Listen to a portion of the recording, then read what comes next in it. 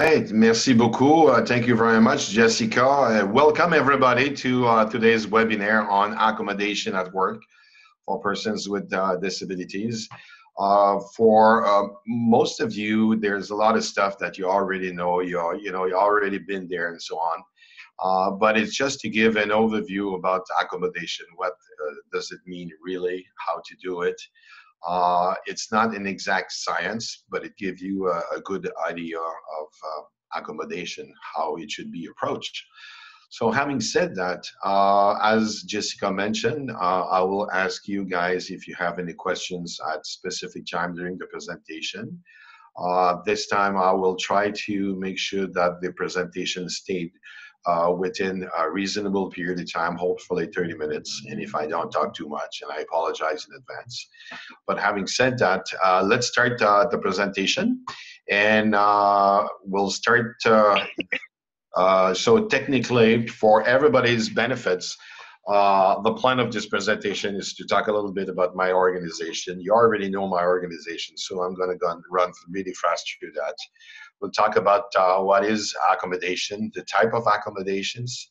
Are there significant costs related to accommodations as well, and the direct and indirect benefits of accommodation. One of the key elements that I will not cover is the duty to accommodate, though. And there is a real and simple reason why, because there are some legal implication about the duty to accommodate. It's something that it should be a presentation by itself, and we should have somebody with a legal background to do a presentation on that specific matter. As you know, every employer have the duty to accommodate unless we talk about undue hardship. And that is the most trickiest part of the duty to accommodate when an employer is complaining about undue hardship. How do you define undue hardship and so on? So there is a gray area in the thin line about that specific matter. We will not talk and cover this, like as I said in this presentation, but in the next couple of weeks, I'm reaching out to a lawyer who's specialized in that particular matter. Hopefully, we'll be able to put together another webinar so you'll have a perspective. The whole idea about this presentation is to bring down the whole barriers about accommodation, especially from an employer's perspective, so that when you meet an employer or you do a presentation to an employer, most of the time employers are scared, worried, or whatsoever. It's going to have a terrible effect on my business. So the whole idea is to give you, to become more confident about accommodation, especially in approaching an employer, and touch base on that particular subject matter. So basically, who are we? Basically, New Brunswick Employer Support is we promote the hiring of persons with disability throughout the province. Our mandate is to promote and demonstrate the importance of integrating persons with disability into the workplace. We offer bilingual services to employers throughout the province, and our funding comes from the Government of Canada and the province of New Brunswick through the Labour Market Agreement. Once again, we're not client-based. We don't work directly with persons with disability. We work mainly with employers and agencies. Actually, our goal is to provide the tools to employers so that they become, if I may call it this way, disability confident and open to the idea of hiring a person with a disability so that they really understand the actual benefits. So we work with agencies throughout the province, directly and indirectly.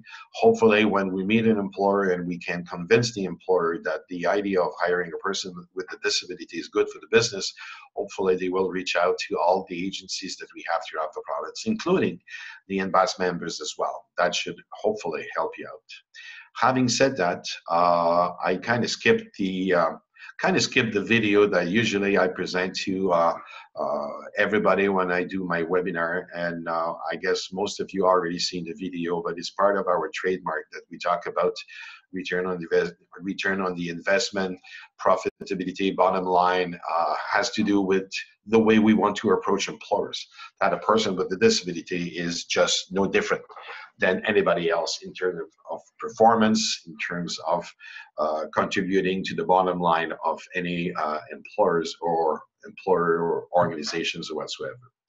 So what is an accommodation technically? Well, it relates to the integration of procedures, equipment, technology that allow employees to meet the objective of a job while being productive and effective in their functions.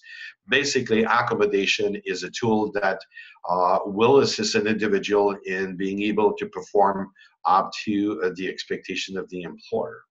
And that's it may sound complicated, but it is quite easy. It's like, you know, in other terms, accommodation could be providing a computer to a person who doesn't have a disability, but a computer that is efficient enough so that the person can perform the job to the expectation of the employer. It's to provide the tools, procedures, and the equipment that someone needs in order to perform to the expectation of an employer. There's many types of accommodation, and each employee can call for different action depending on the situation.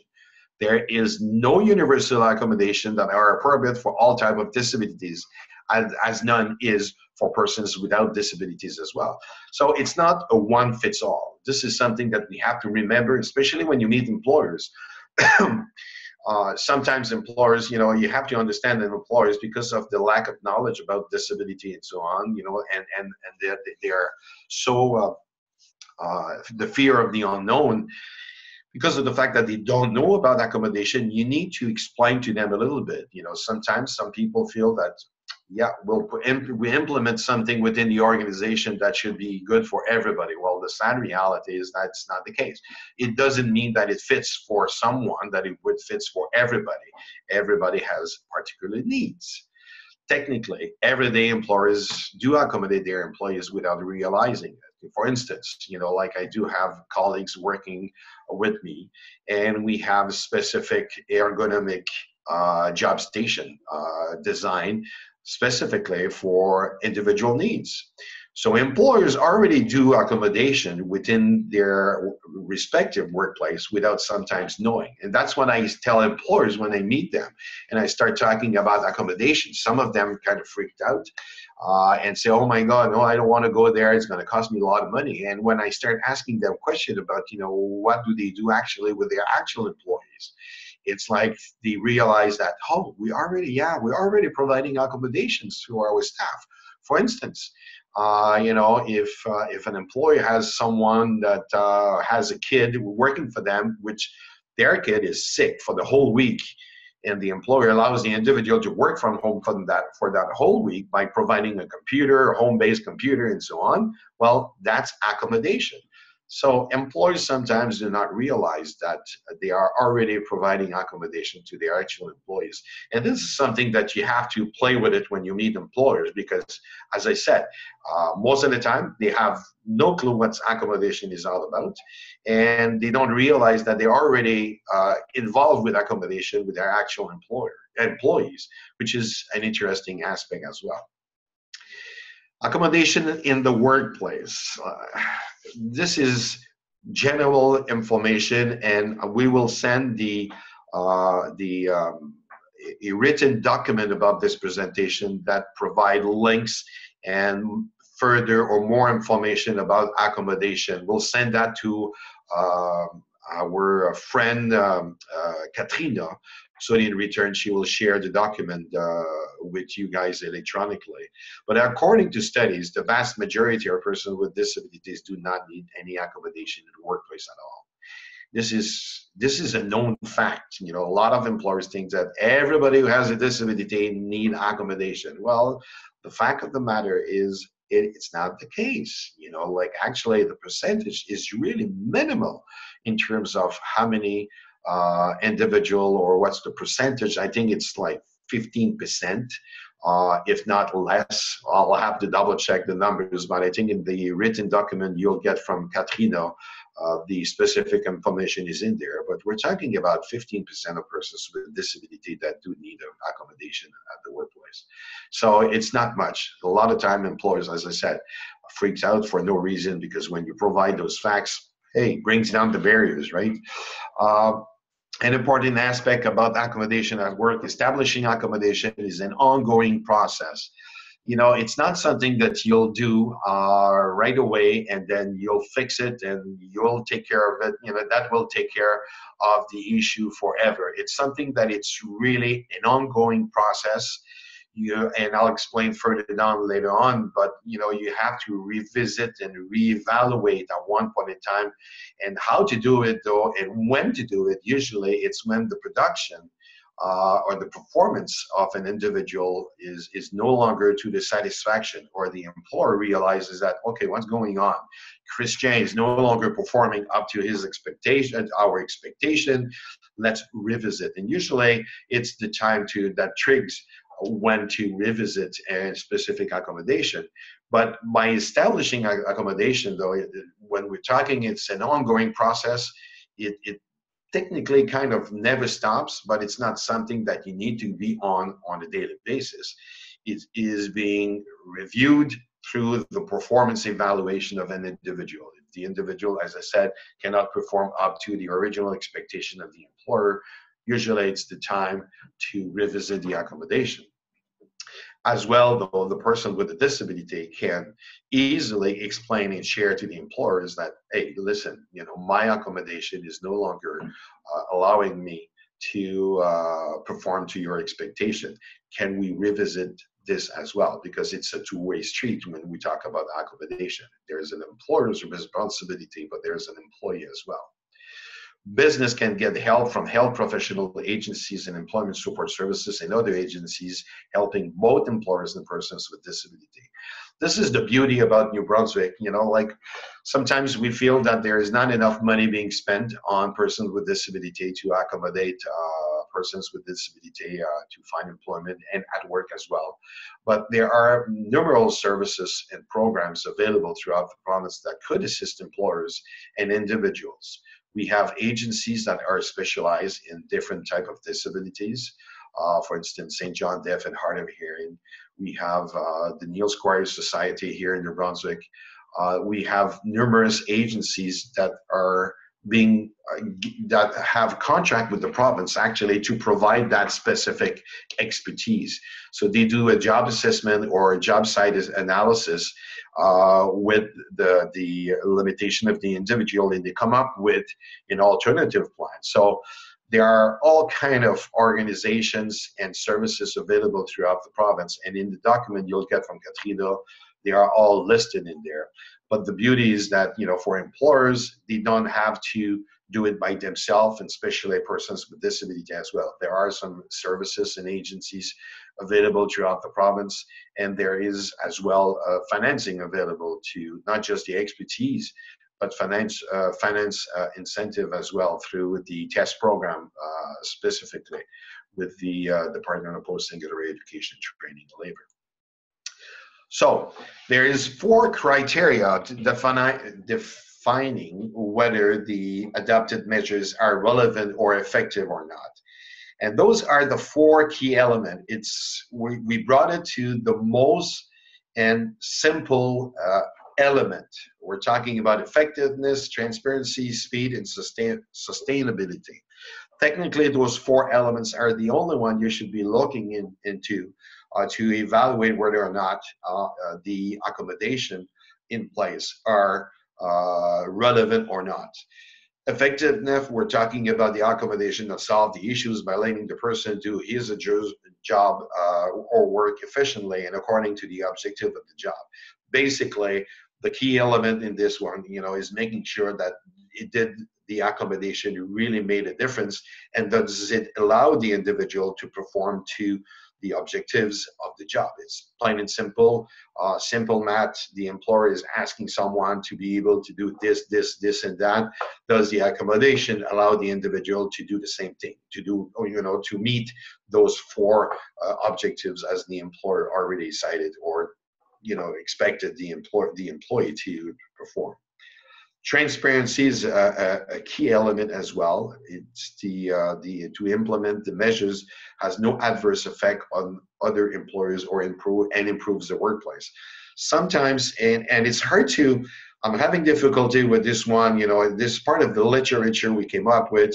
I wish I could give you a good example of this one. But as I said, once again, in the document that you'll get from Katrina, there are some specific examples in regards to this particular aspect. But basically, in a nutshell, the whole aspect of bringing in accommodation for a specific individual is not to have an adverse effect on other employees. For instance, like maybe it would be to have a bigger screen for somebody that having difficulty to read on a smaller screen.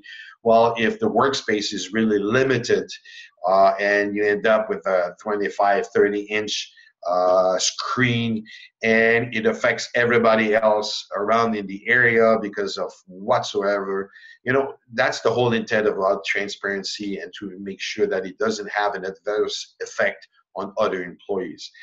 But as you will see in the document, there is specific example.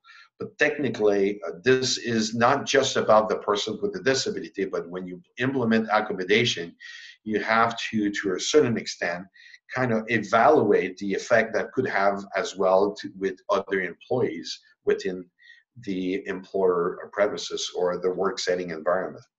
The speed. That's a key element. The accommodation can be implemented in a reasonable time frame. That's one of the key elements. When we start talking about accommodation, everything has to be done within a reasonable time frame, because otherwise there could be some major implication if it's not done appropriately. For instance, the self-esteem of the individual who doesn't have the accommodation in order to perform up to the employer's expectation, the self-esteem will go down the drain. So all the work that you would have done with your clients, is no longer, it's flushed completely down the drain, and you have to start back to square one, especially with the self-esteem of your clients. It could be the individual who could have affect the credibility, but not just the employee, but the employer as well. For the employer, if it's not implemented within a reasonable time frame, the perception of the employer about the performance of the individual could be, how should I say that in English? An employer could set his mind, it's like, okay, that person cannot do the job as I would like to. So therefore, they already set their mind. So regardless of the accommodation that would be implemented afterward, I guess the damage are already done within the workplace, especially from the employer's perspective. So when we say that the speed is really important, is that we have to make sure that when we start talking about accommodation, it has to be done ASAP, but at the same time, it has to be done properly and effectively. Otherwise, it would have the end results won't be there. But it's really important to be done within a reasonable time frame to allow the individual to perform up to the employer's perspective, and at the same time to allow the employer to benefit from the performance and of an individual performing to the employer's expectation. Sustainability is another one that is really, really important. The accommodation provided must be useful and flexible, so it can be modified if the situation changes. And that's one of the key elements that I was talking to you originally. Accommodation, a lot of people think it's, we do it once, we came up with a plan, and then it's fixed, done, it will never change whatsoever. It is really important that every accommodation that is being implemented are being revisited and at one point in time, but as well, though, that they are flexible and can be modified to adapt to various circumstances. As I said, it could change, but if the original accommodation is too rigid and it cannot be flexible, technically that accommodation could end up being a waste of money, because it cannot adjust to a situation that involves change whatsoever. And therefore, it's going to be back to the drafting board. So usually, when we implement accommodation in place, when we start evaluating the accommodation, it has to be, that's a key element that has to be kept in perspective So in order that it could be adjusted. It could be a simple, for instance, I just want to give you an example. It could be a chair that needs to be somebody who has a serious back problem. It could be, having a specific chair that can be set to the needs of the individual if they have a lower back problem and so on. But if the situation evolves that, it's the pain is getting greater and you need to adjust the chair, well, if you buy a chair that is fixed, that cannot be adjusted, and it fixed the problem originally, great. But, if the situation evolves and the chair needs to be adjusted and there is just no way to adjust that specific chair, it would have been a waste of money. So you might as well, from the get-go, and I'm just giving you an example, buy a chair that is adjustable, especially for the lower back, that is adjustable and can be changed during the course, or if the situation evolves or change or whatsoever. So technically, those are the 4 criteria defining whether the adopted measures are relevant or not. Now, as I was mentioning early on, there are 2 perspectives when we talk about accommodation. There is the employer's role or perspective and the employees as well. Most important one about the employer's roles are considering the employer's request seriously. And this is something that, like when you talk to employers, just go, how should I see this? Make sure that the employer fully understands that they're already doing that. For instance, let's say that you're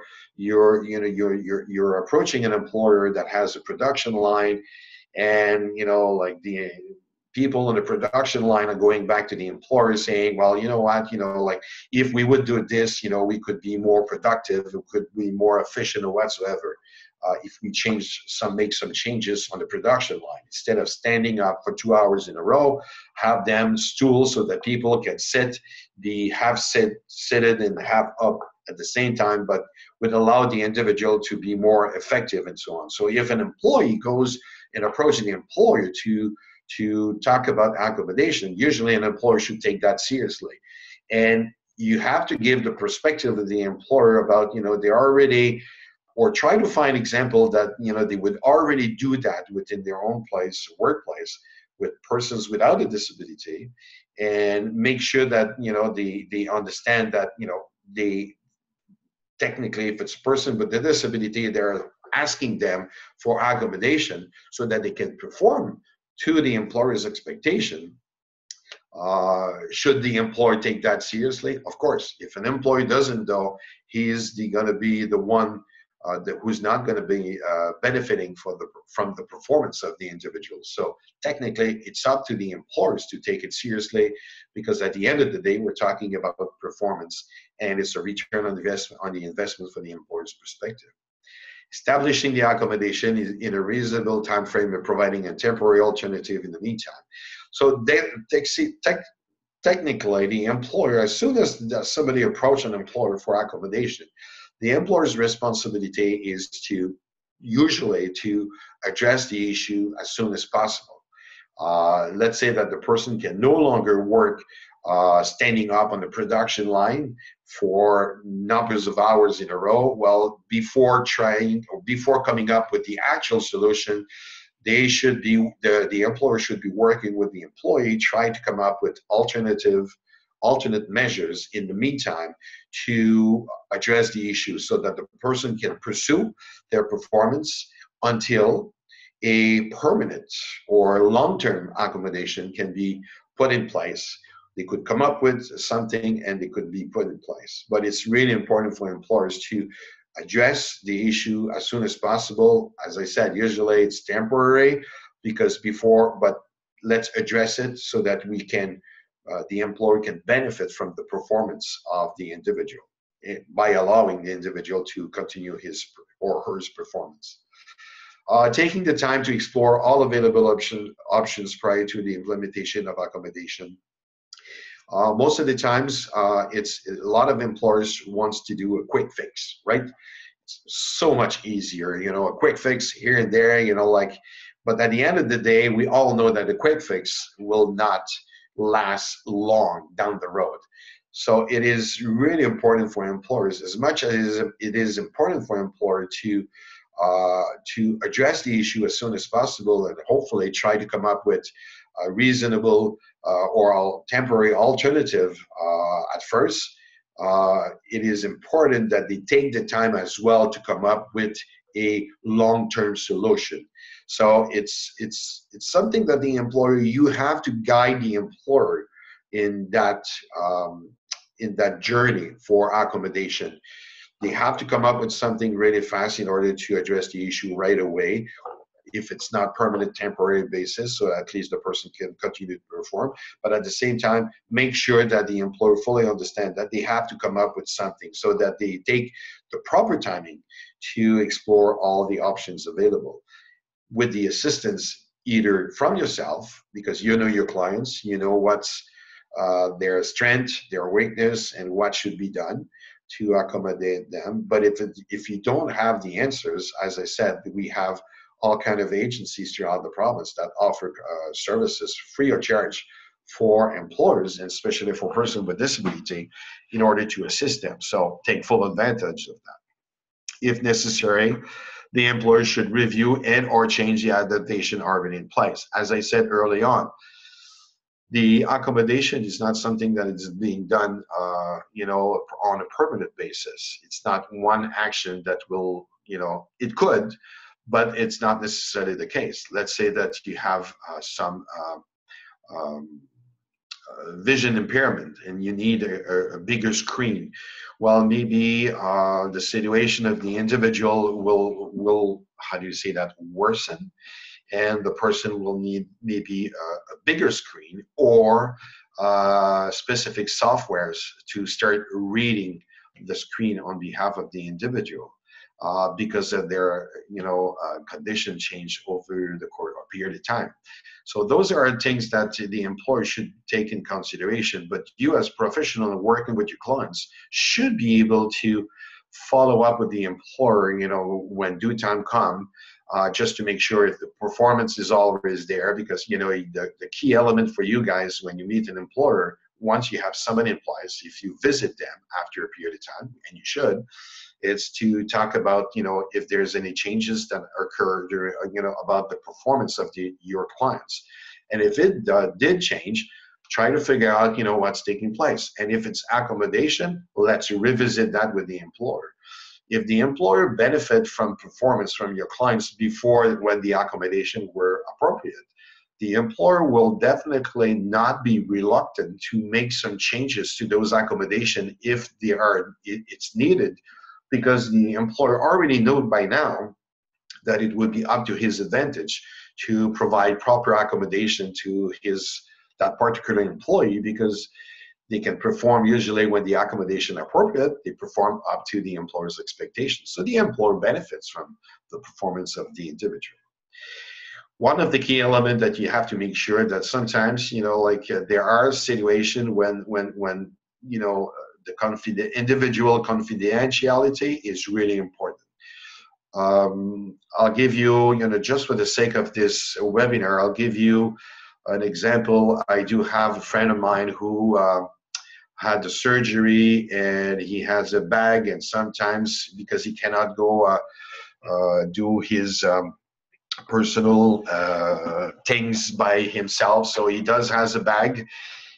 There's not that many individuals where he works that knows that, and he has to take breaks on a more regular basis in order to change his bag. So there are things that sometimes that employee needs to implement in order to allow the individual to perform up to the employer's expectation. But at the same time, there are some confidentiality things that needs to be taken in consideration. It's not everybody within the workplace need to know why my buddy who has a bag has to go to the washrooms on a regular basis. It's not something that need to be spread out throughout the organization. So there are some elements, of confidentiality that the employer need to make sure of, because, it has to do with the self-esteem and the credibility of an individual. You know, some people don't want everybody to know, and there are things that are really, really personal as well. From an employer perspective, the last element that you need to remember is that the employer needs to keep record of the requests and action taken. And share that with the employers. Inform employers that they need to monitor, they need to document everything, because that's where usually the duty to accommodate falls in place.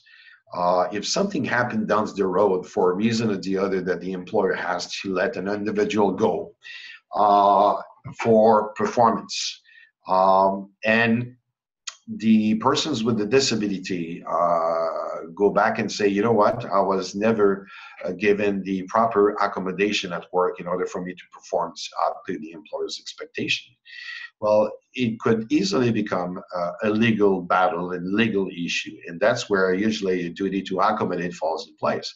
So as much as we represent the interests of persons with disability, we have to demonstrate as well to employers that, listen, you know, we're not looking for a free ride. We want to find a real employment for a real individual to perform like up to the employer's expectation. And having said that, it is really important to demonstrate to the employers the importance from their perspective to document and keep records of every action taken for accommodation, because you never know when that could become handy from the employer's perspective. When we work with persons with disability and with employers as well, yes, of course, as I said, our job is to make a difference in people's life, and our clients are individuals, persons with a disability, right? But at the same time, we want to do it right. We want to show to employers that, listen, we're not looking for free ride, and at the same time, we are as well looking for the interests of employers as well. And that's an important aspect for you guys to share with the employer or demonstrate to employers the importance for them to make sure that they keep records. And it doesn't have to be, and please feel free to share with employers. It doesn't have to be just with your clients. It has to do with everybody within the organization. It's a matter of making sure that, you know, there's paper trail about what has been done, and there's nothing wrong with it. And it could be done for a legal perspective, but at the same time, you know, let's say that there is in file accommodation that was put in place for one specific individual, but the supervisor is no longer there. They're changing supervisor, and now you have an individual working, you know, and supervising your client, and which that person, the supervisor, doesn't know what was done before. So instead of trying to reinvent the wheel, it's a matter of going back. It's like, okay, this is where we're coming from. This is what was done. Perfect. I need to know that, you know. So for numerous reasons, keeping track is really relevant and important, not just for the legal aspect, but for the benefit of the employer and the person with the disability as well, because we know where we're coming from, where we're at, and it's a lot easier to try to come up with alternative measures if needed. Let's put it this way.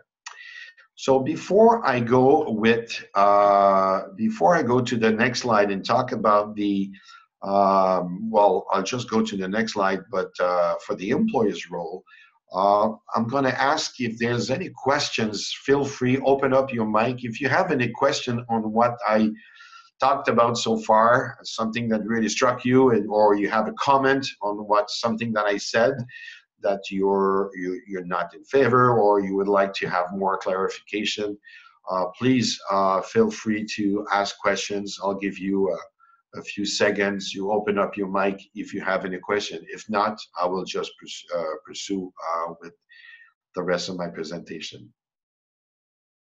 Okay, everybody is really shy. That's okay. It's either I'm doing a heck of a good job or it's irrelevant what I'm saying. So having said that, I hope that I'm doing a heck of a good job. I will pursue with the employee's role. So the employee's role, if I may, though, it's a responsibility that is co-share, if I may call it this way, with you guys as job coach, as individuals that work with persons with disabilities in helping them out finding employment. By extension, you play that role as well. You need to be an assistant for the employee. You need to be a voice, and you need to be a partner or an accomplice, because sometimes, depending of the situation, it's for the employee, it is maybe more difficult to share their perspective to the employers or raise their voice or communicate adequately. That's why, you know, your role can become so important in this whole approach in dealing with the employer, especially about accommodation. So, in a nutshell, the employee's role is it needs to work closely with the employer to facilitate the process. It's one thing to say, well, you know what, I need accommodation, and if I don't have any accommodation, I cannot perform. So, you know, put the onus on the employer's shoulders. It's a two-way street. The employee needs to play a significant and important role in order to share their perspective, their concern, and maybe as well the possible solution, their perspective about solution to in terms of accommodation to allow the individual to perform up to the employer's expectation. It is also important for the employee to provide necessary relevant information. You know, sometimes I've seen situations where we're trying to fix 1,000 issues, and technically, in terms of the responsibility of the employer, reside in making sure that the accommodation are in place to allow the individual to perform up to the employer's expectation. Now, having said that, the employee may end up with a list of X number of things that need to be fixed, but in reality, in order to allow the individual to perform up to the employer's satisfaction, it's only this. And this is where it's a gray area, right? The duty to accommodate is to allow the individual to perform up to the employer's expectation. I'm repeating myself, but that's the legal terms or the legal sentence or phrase that everybody will use in order to be correct all the time. So having said that, it is important that when an employee approach an employer, it has to be relevant and necessary in order to. Otherwise, if it's just frills and things like that, that you wish you could have this and you wish you could have that in terms of accommodation, the employer doesn't have to if it's not relevant. For instance, I wish I could have a specific ergonomic chair to work at my desk. I saw one at the Staples the other day that has a cup holder on the armchair. Perfect to put a coffee there, but do I really need that chair to perform? So, you know, as I said, you know, when you're asking something to the employer, it has to be straight to the point that will address some of the issues that prevent the individual to perform up to the employer's expectation. As well, informing the employer of any changes on his or her situation, especially if it involves modifying the established accommodation. It is the responsibility of the employee to share to the employer. An employer sometimes cannot guess, you know, what's taking place with this and this and that. Usually, most of the time, employers look at their performance sheets or key performance indicators on a weekly basis or maybe on a monthly basis, and they will come to the conclusion that Christian is, after a month, at the end of the month, the employer will realize when they look at their KPI that, oh my God, Christian did not meet his target this month. So what took place?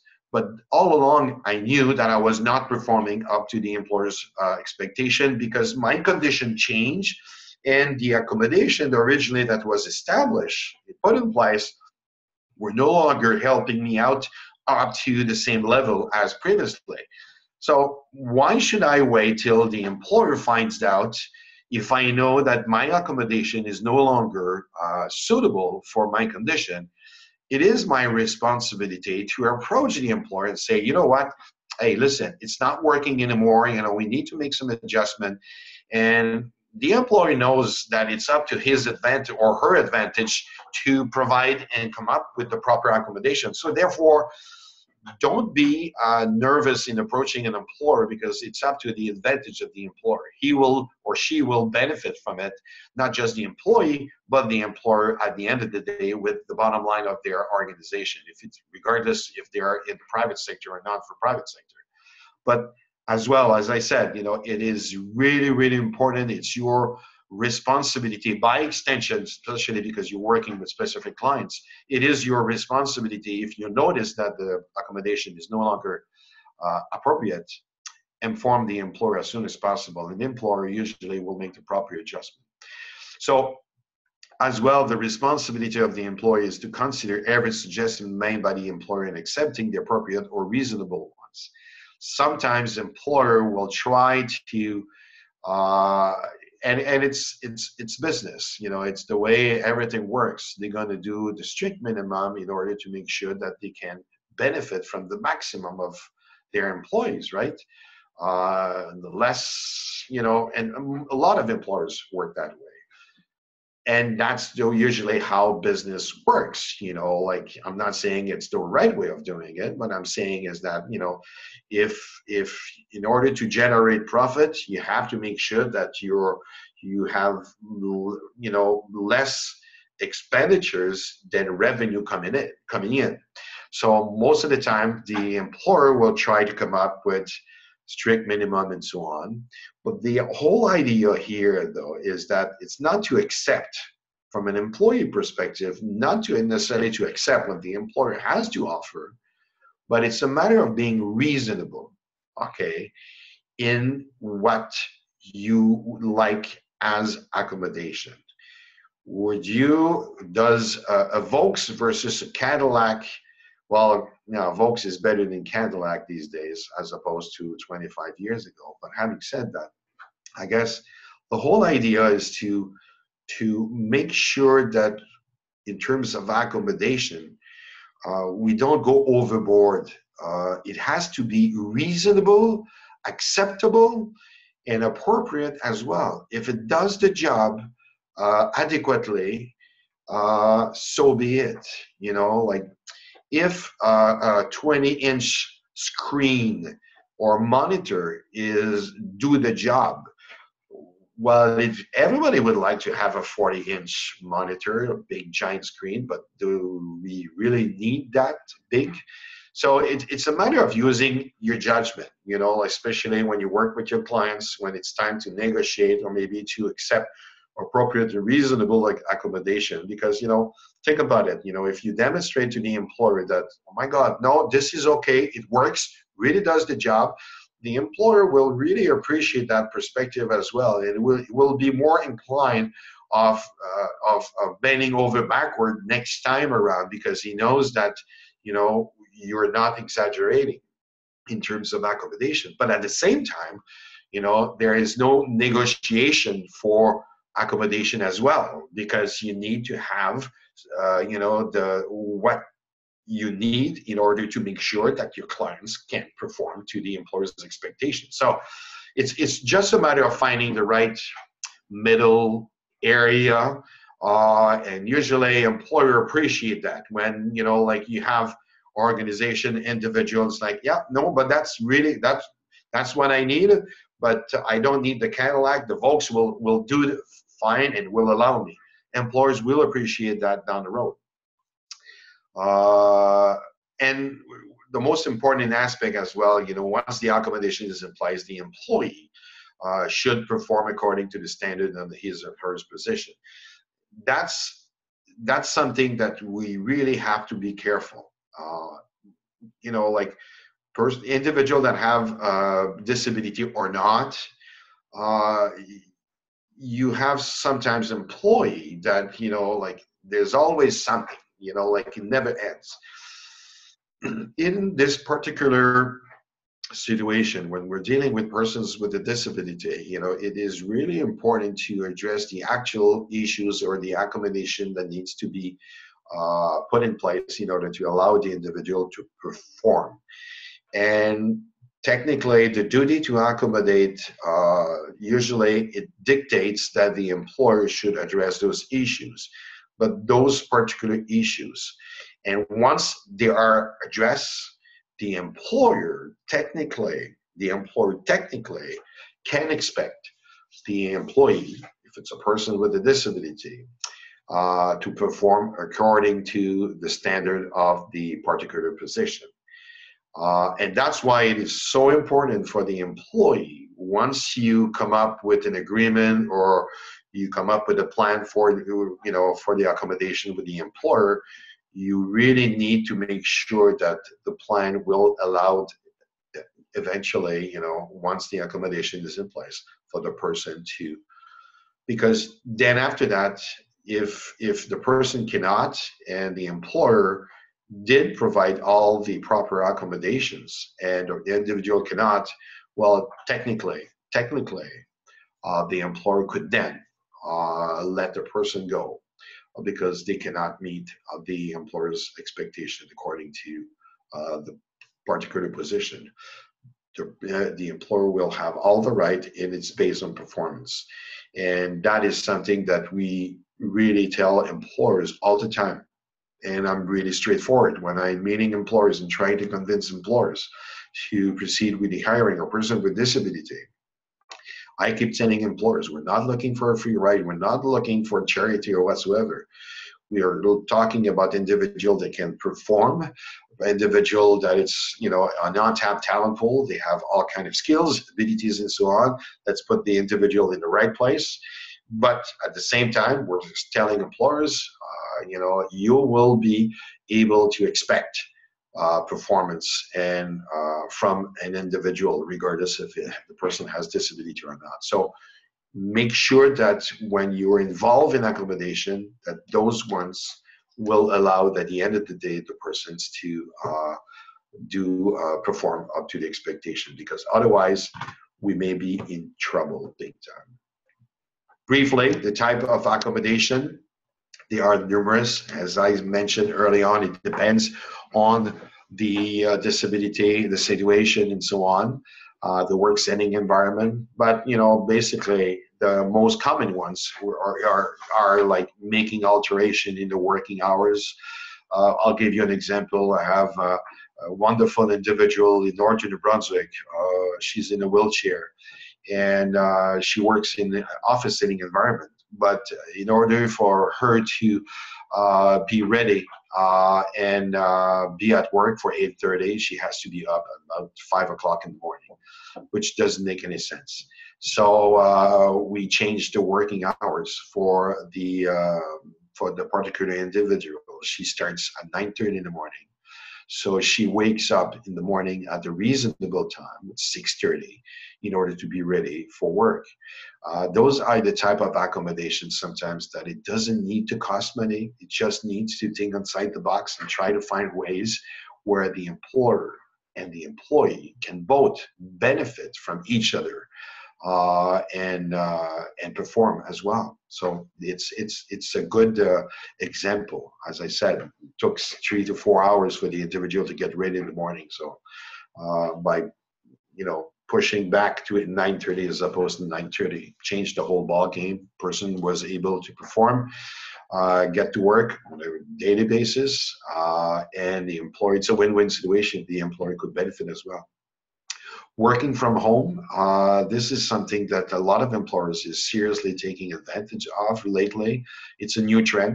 And there are some European countries where government departments are sending their employees to work from home these days because the government is saving substantial amount of money in terms of office space or business, office space. So it's a new trend. It's not just for a person with a disability, but having said that, if you have any anxiety issues and you cannot work, necessarily in public, and it's something that could be done from home, it's either via a computer or something else, it could be quite an interesting alternative for the situation of your clients. Depending on the situation, of course, but if you have mobility issues and the employer where you're working, the premises or the business is not accessible for a wheelchair or whatsoever, but the person can work from home in the comfort of their home with via a computer as well. It's a win-win situation, right? Ideally is that the employer would have an office space that is accessible down the road. But in the meantime, if they don't, though, if the person is willing to work from home, it could be a win-win situation for all parties. Making changes in the task or the position itself. For instance, like when there was a situation here in Moncton that we had an individual that was in a wheelchair. He was an high-tech guy. I really knew a lot about computers and technology. He was working in a retail store that sells computer, and the problem is that he's in a wheelchair, and part of his responsibility was that once he sell a computer, he had to go in the back of the store and pick up computers on the shelves, which was not necessarily accessible because of his condition in a wheelchair. So having said that, we approached the employer and we said, listen, this individual has all the skills that you need. Actually, he will blow you away in terms of his knowledge and so on. And we convinced the employer that this particular individual was the next best thing after sliced bread, in the sense that he would perform better than anybody else in terms of sales rep working on the floor. And actually it was the case. So, but what the employer did, though, in order to accommodate the situation, though, since the sales rep are never working alone by themselves, they decided to make some changes to the task and the position so that somebody else within the organization would go backstage and pick up the computer on behalf of this particular gentleman. But the funny part, though, is, as I mentioned, this individual sells probably last time I talked to him, he was the last stats or percentage he got, though, in terms of KPI, he was by 32%. His sales were by 32% higher than the closest one behind him.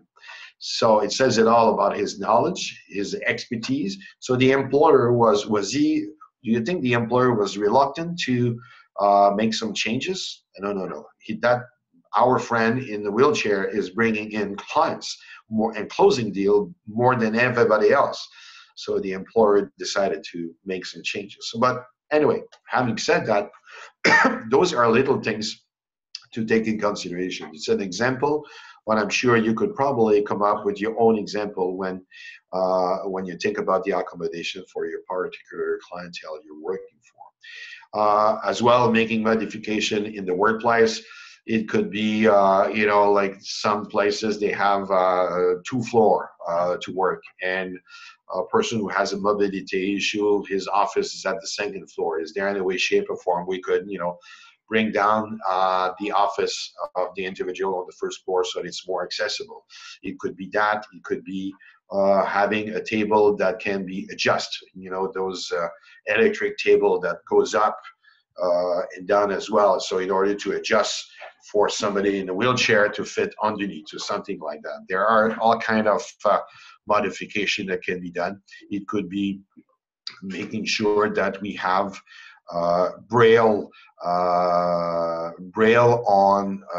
each door, in order to make sure that the person who's blind can know where to go within the premises. of the business. That may sound stupid, but it makes a big difference, right? Just having Braille on the women's washrooms as opposed to men washrooms, making sure so that the person with the disability can feel, oh, okay, this is women's washroom, so this is where I'm going to be heading. So certain modification doesn't need to cost that much. It's little things that will make a big difference at the end of the day. Lastly, modifying or purchasing tools, equipment, and electronic device for the individuals. Those are, as I said, I talk about a table and equipment. I guess it falls into it. But the electronic devices for the individual is technology these days made so much progress. It just doesn't make any sense.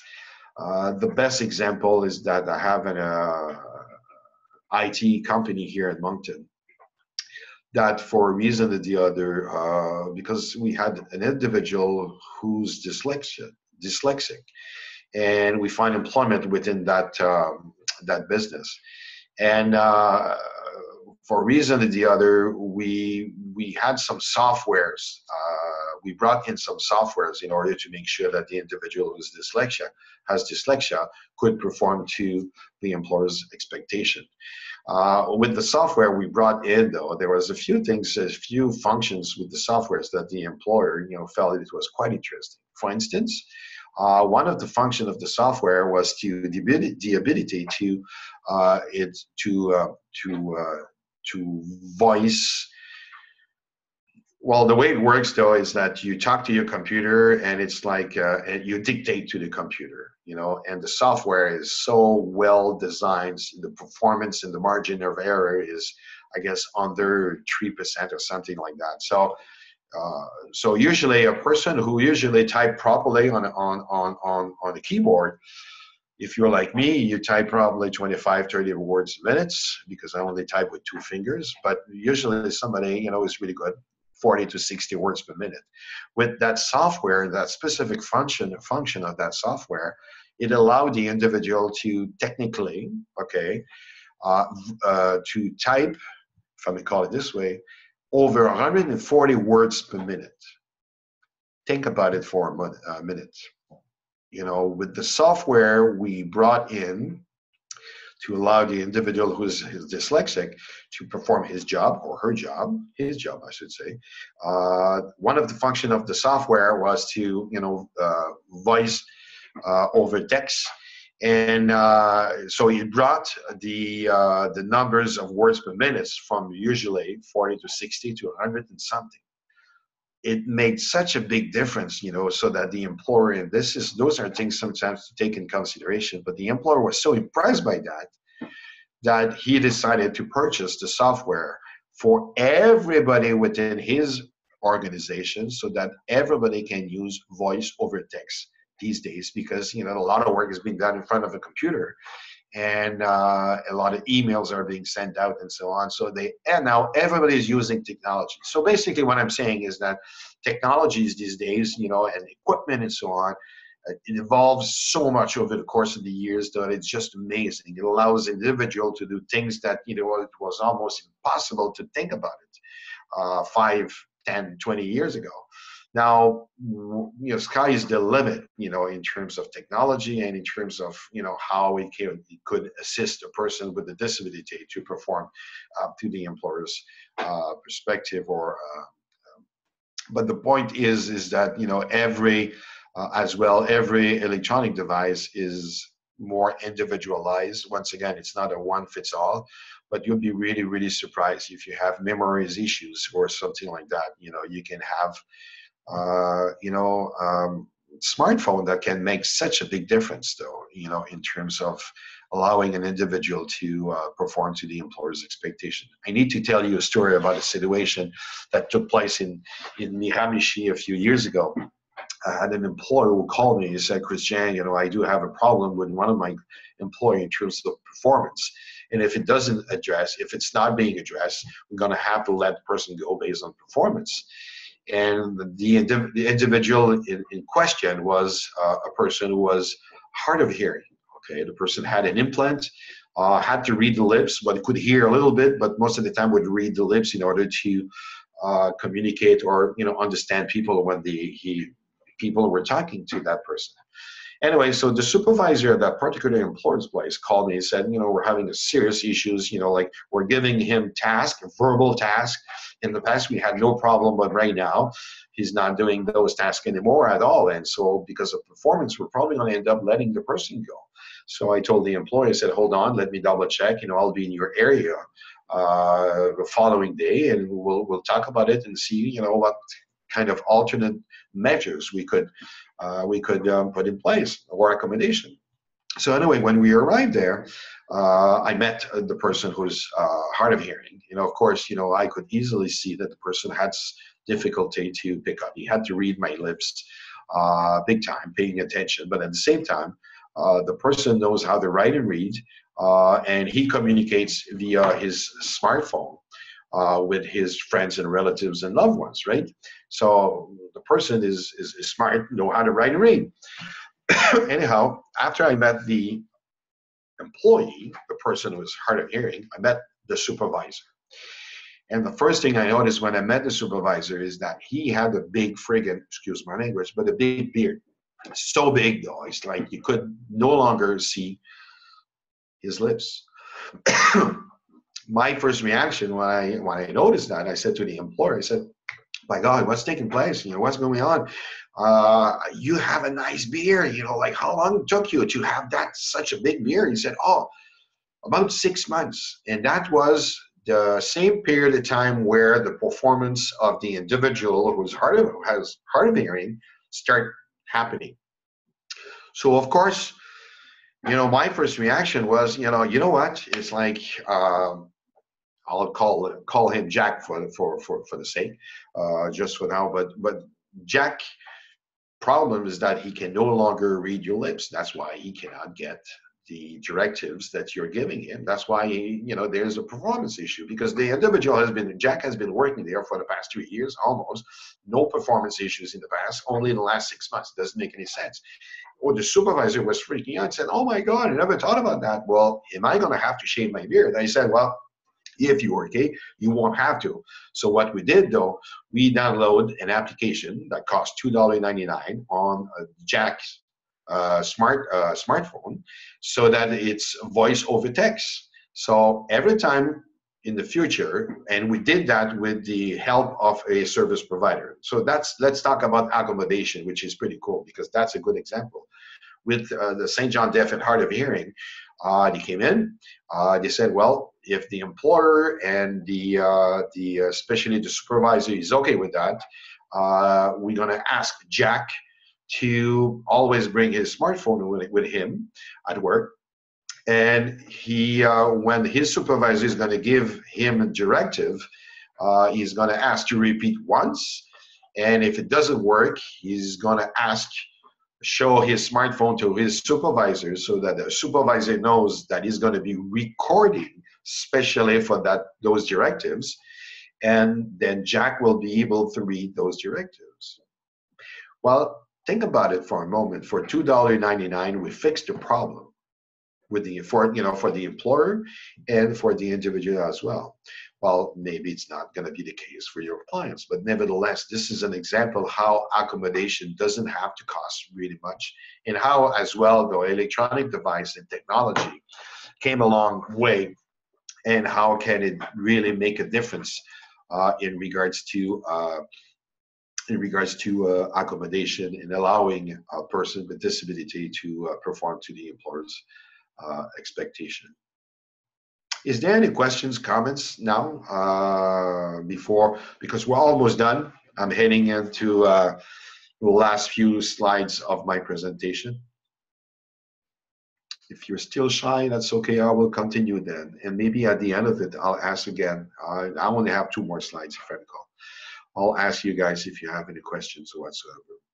So are there significant costs related to accommodations? Well, I just gave you a good example that sometimes accommodation, doesn't have to be really costly. $2.99 in our particular case, which was to download an application voice over text on someone's smartphone. which is pretty cool. The myth, costs related to accommodation make it too expensive to hire a person with disability. And that's a lot of time employers, that's what they think. Why do they think like that? It's, you know, we can't blame them. It's the fear of the unknown. When they were never faced to a situation where they had to implement or provide accommodation, their first reflex is like, I'm not going to go there at all. So in order not to be there or not to go there, I will simply not hire a person with a disability because I don't want to have to deal with it, right? But a lot of employers think like that. But the reality is that most accommodation are relatively low cost, as I was mentioning to you.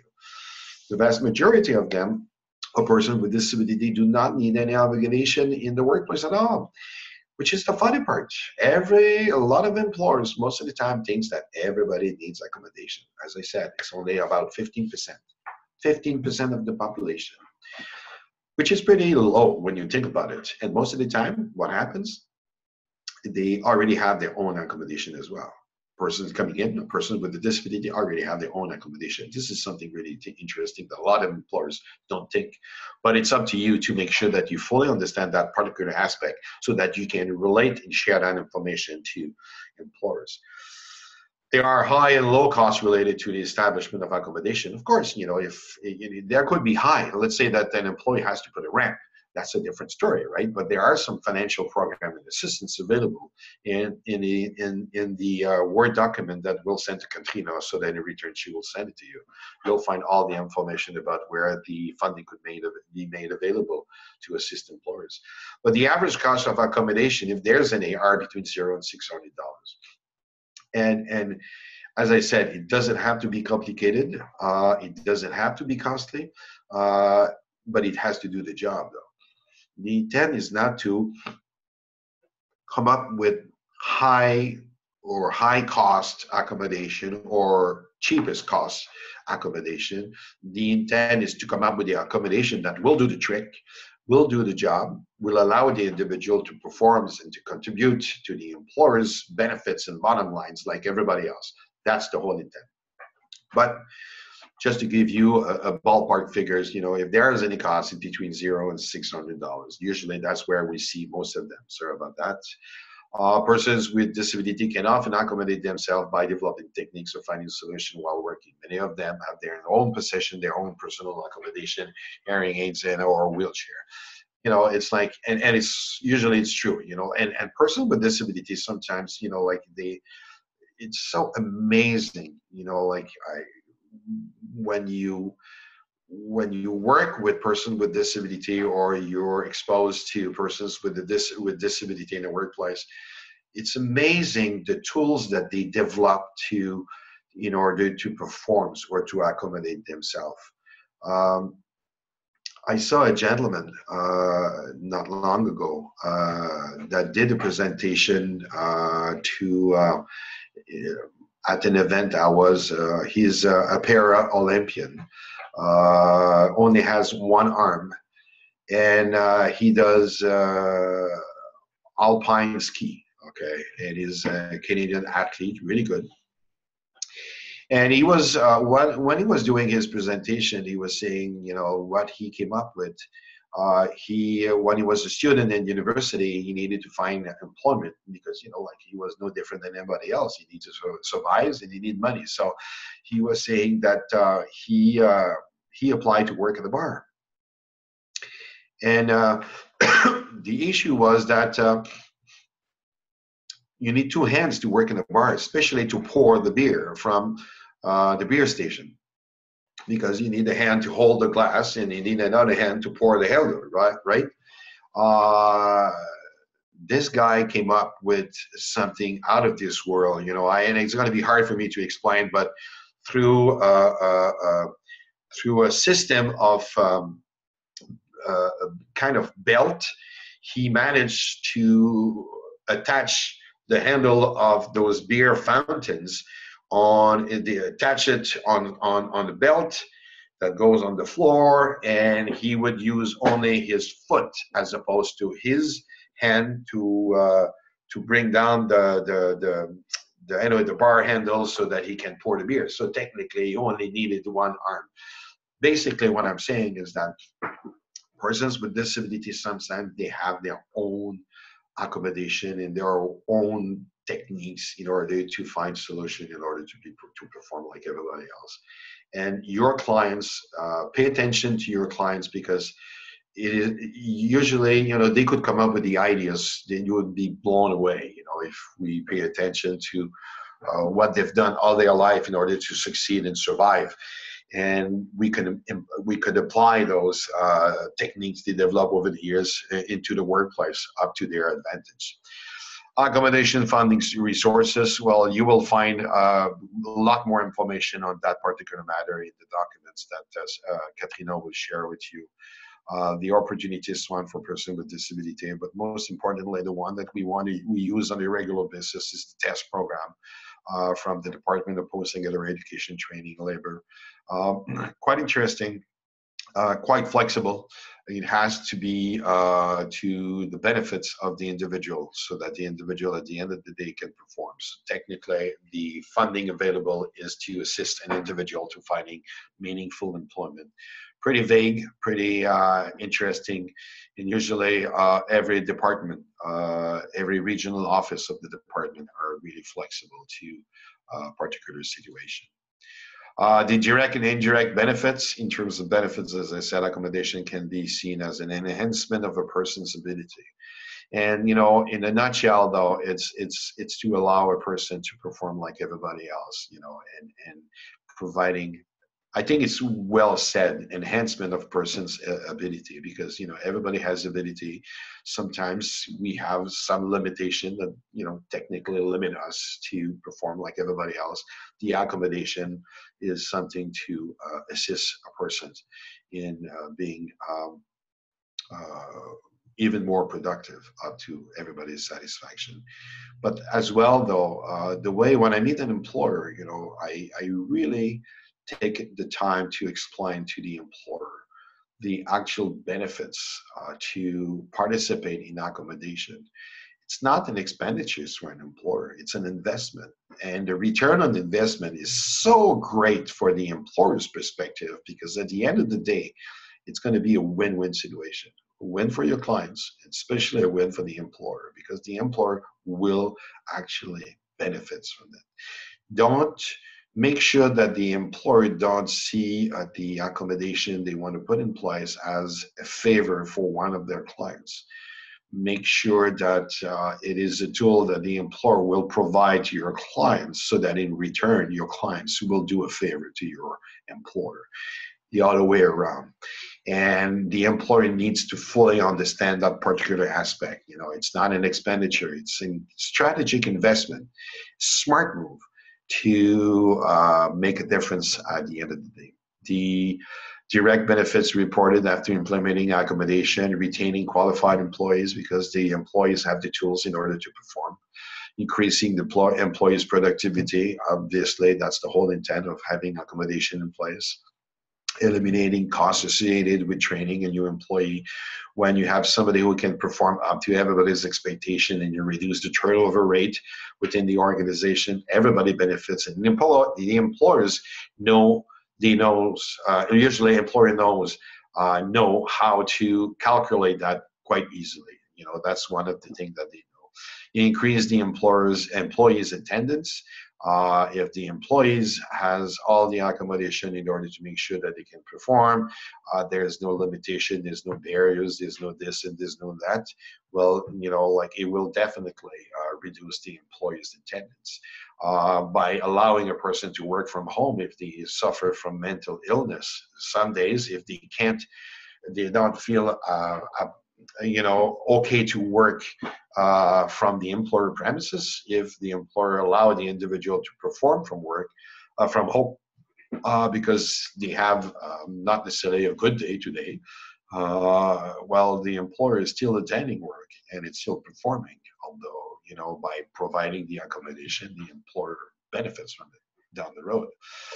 And it increased the diversity of the company. Of course, the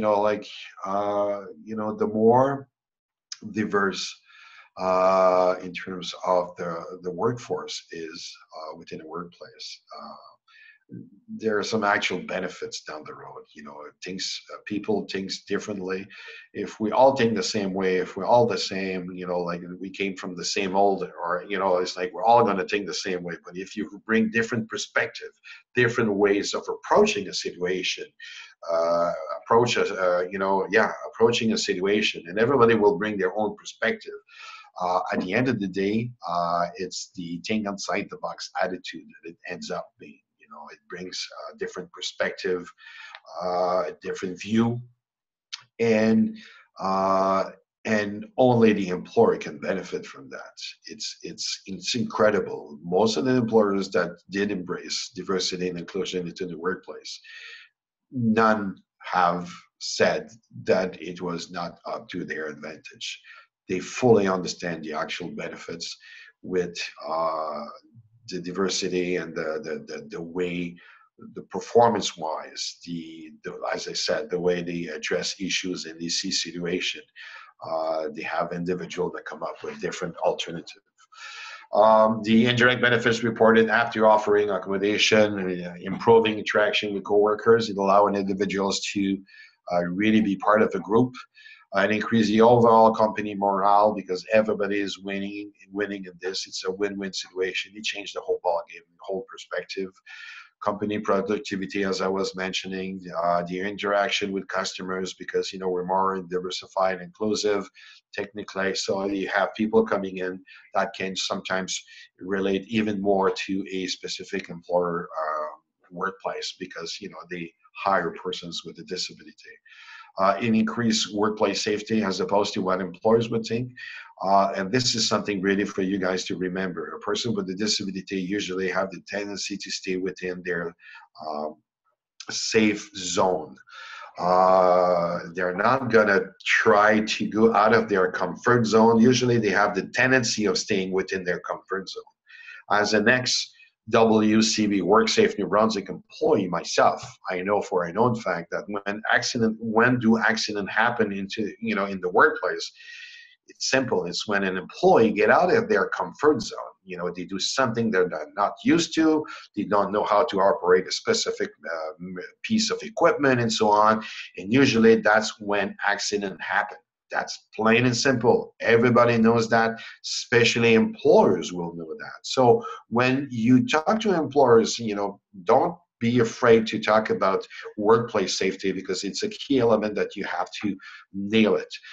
Actually, it's a known fact that when an employer hires a person with disability, usually the cost related to work safe or work-related incidents, especially for that target group, specific group, it's lower than everybody else. So that's interesting aspect to look at. It increased profits down the road, because if you provide the accommodation to an individual can perform even more. Well, the KPI, the key performance indicator, is going to be greater, and only the employer will benefit from it. And actually, well, everybody. But it's in terms of the company or the organization, it's more profit at the end of the day. Promote universal access as well. Yeah, for a reason or the other, though, the employer has to decides to implement some accommodation and put a ramp to provide access to their premises. Not just the employee will benefit from it, but as well the customers as well. Like for instance, it's not only people in a wheelchair that use ramps to have access to a building, but we have elderly people as well that are looking for those accommodation in order to have a better access to the premises. So it does promote universal access, and I'm using one example, but there's a lot others and many that we could use. The use of technology tools and equipment for all employees. As I was mentioning to you, what the employer did here in Moncton, the high-tech company that decided to implement the software for all their staff, so in order to increase their numbers of words per minute they're typing from these days. It's just incredible these days.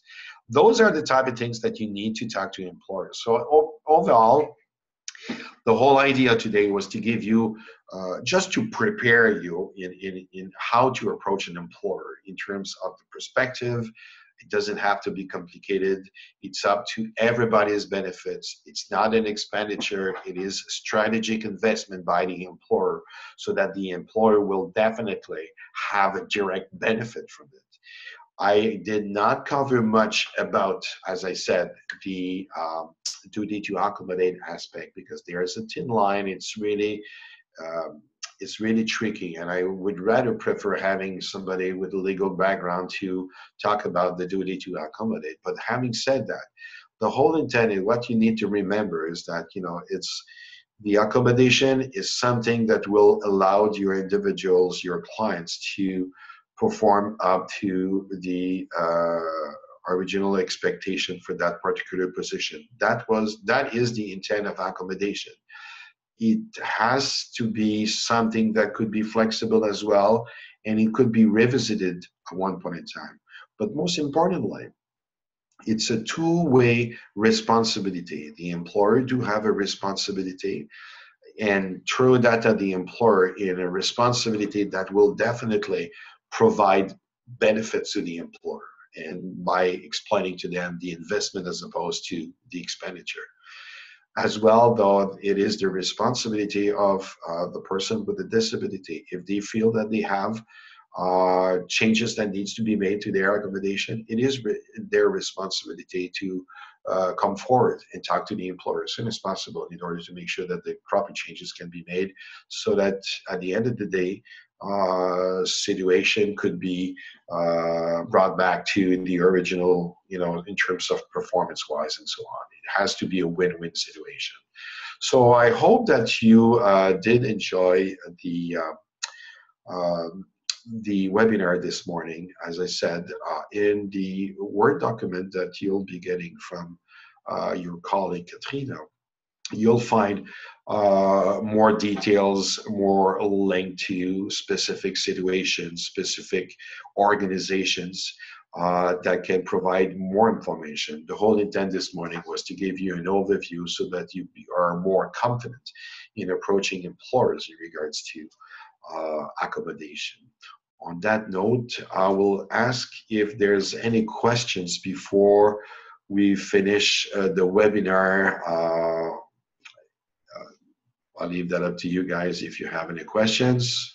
Everybody's really shy. You know how to unlock your microphone. You only have to click on your microphone, and that should allow you guys to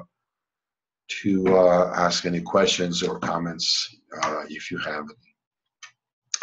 Having said that, if there's no questions whatsoever, I thank you very much for you guys being here this morning and listening to this webinar about accommodation. If you have any questions, concerns, I strongly encourage you guys to get back to us whenever you want or you can. We'll be more than pleased to help you out. I guess the yellow sticker should have been removed, and I apologize for this. But feel free to give us a call. We'll be more than pleased to offer you any kind of assistance. As Katrina already mentioned to you, probably we do not provide specific jobs to specific clients. We plant seeds throughout the province with employers, and our intent is to change the employer's perspective on the whole concept of hiring a person with disability. So we provide tools to employers in order for them to be more disability, if I may call it this way, confident. And hopefully that will make your job a lot easier. But as well, though, our responsibility is with the service providers throughout the province that work directly with persons with disability in order to make sure that you have the same perspective that we present to employers, understanding what we're saying to employers, that it has to be a win-win situation, talking about return on the investment as opposed to in expenditures. We want to make sure that all agencies, especially like yours, get to know exactly what we're saying to employers, so that when you approach employers, there's some consistency here, and employers see this as a win-win situation. It's like, yeah, okay, it makes sense. It's not a matter of begging employers for charity or pity reason to find and give us a job for one of your clients. it has to be a win-win situation, because otherwise, if something happens, if the economy, well, it's not really strong, but if the economy gets worse, if the employer gives a job just for pity reason, who's going to be the first one to be let go? It's going to be your client. So, but if your clients play an important role and contribute to the success of the organization, because they are performing up to the expectation of the employer, and they play an important role within a real job for a real individual. At the end of the day, though, most likely the employer will keep your client on board, and that's the whole intent. And we do that by talking about the only language that employers understands is investment, return on your investment, bottom line, and so on. But it has to be in a win-win situation. On that note, thank you very much, everybody, for being here this morning. And we'll see each other, talk to each other in the near future, because we have other webinars to come. And I will share the dates and the subject matter to your organization soon. So we'll try to set up other dates as well for other webinars. Thank you very much. And as Jessica was saying early on, this webinar was recorded and will be made available to you guys if you want to share that with some of your colleagues that did not attend, just to have an idea about what is accommodation all about. Merci tout le monde. Thank you very much, and see you soon. Bye-bye.